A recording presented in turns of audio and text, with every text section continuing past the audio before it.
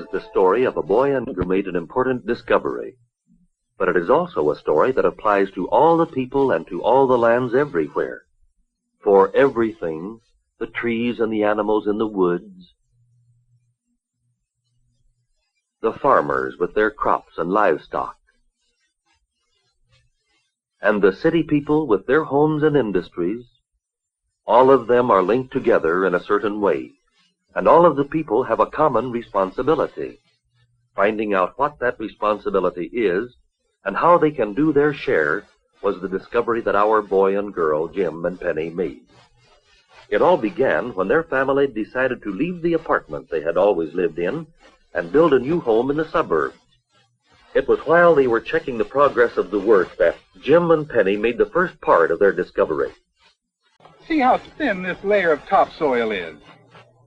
Golly, boy, all I can say is I'm glad it's here.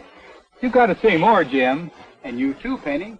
You've got to say I'm glad it's here, and I'm going to do my part in taking care of it. Who, us? Penny and me? Why not? This land around our house belongs to all of us. Oh, don't worry. Your mother and I will help.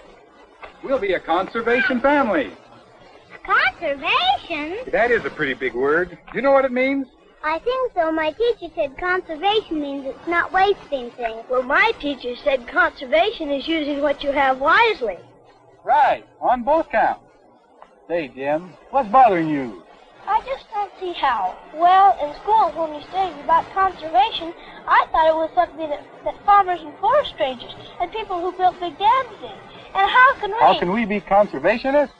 Well, you're right. We can't be conservationists on the same scale as those fellows, but we can do our part. The more they learned of conservation, the more they came to realize that it has a larger meaning.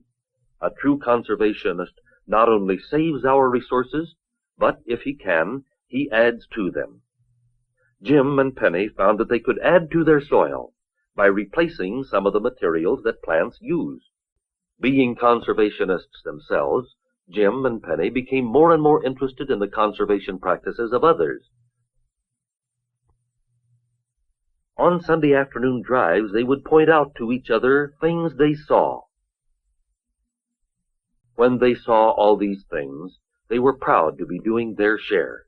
Their part was small, but if everybody does even a small part, it helps conserve our precious resources.